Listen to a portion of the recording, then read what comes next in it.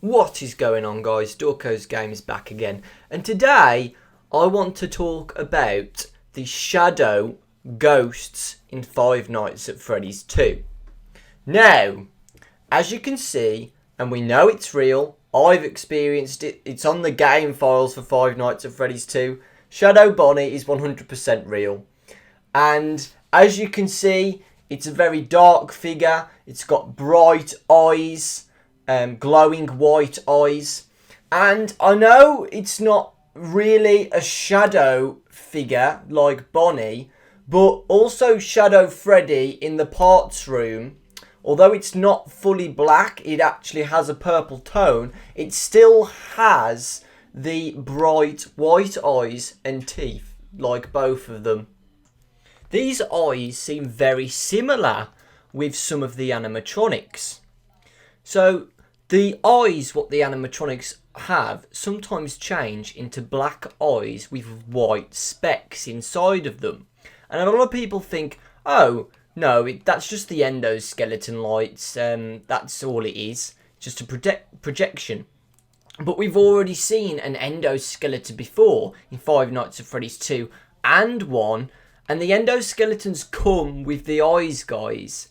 The eyes are attached to the endoskeleton, so it would be very weird if they just magically came off and back on. Do you know what I mean? So, also, to help this theory, guys, is that the marionette has these eyes as well. And we don't think it's got an endoskeleton inside. We can't really see one. And in the parts room in Five Nights at Freddy's 1, there are decapitated heads with no endoskeleton inside. They're just masks, and you can see white eyes inside of them.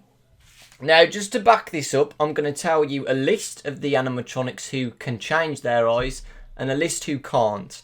So, Mangle, Toy Freddy, Toy Chica, the Marionette, Freddy, Bonnie, Golden Freddy in the first game. The ones which don't have any eyes are Balloon Boy, Toy Bonnie, Chica, Foxy, and Golden Freddy in the second game. That was just to give you information about what animatronics can change their eyes or not. But let's get down to the theory, guys, about these shadow figures. As I said earlier, I believe that some of the animatronics hold a lost soul inside the animatronics.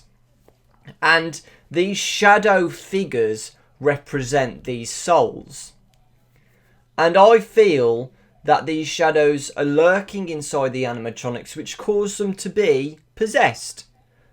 Scott's already said that there is a massive haunting in this game, and I personally feel that these shadow figures are inside the animatronics, what create them. The only time where we can actually see a full shadow figure is with Shadow Bonnie, which comes into your office. So, this might mean that the shadow figures can actually move around. So will we be seeing more of these shadow figures in the next game? Will the shadow figures return in Five Nights at Freddy's 3? Will we see, for example, a Shadow Toy Freddy? Or a Shadow Marionette maybe in Five Nights at Freddy's 3?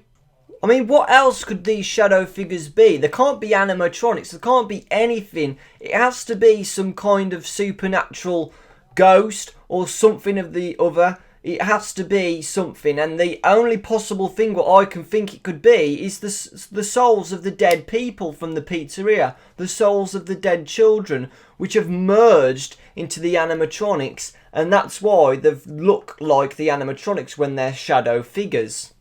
Shadow Freddy is another great example, guys. In the parts room, you see him looking exactly like Golden Freddy, and Golden Freddy has no endoskeleton inside, but as you can see, it has a shadow figure lurking inside the costume.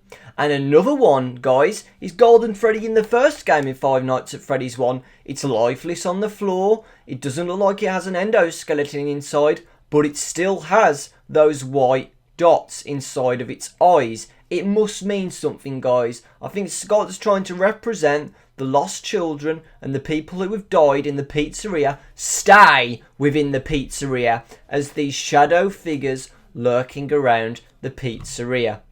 If you like this theory, guys, let me know in the comments below. Let me know what you think Shadow Bonnie and Shadow Freddy are. And I will see you all next time.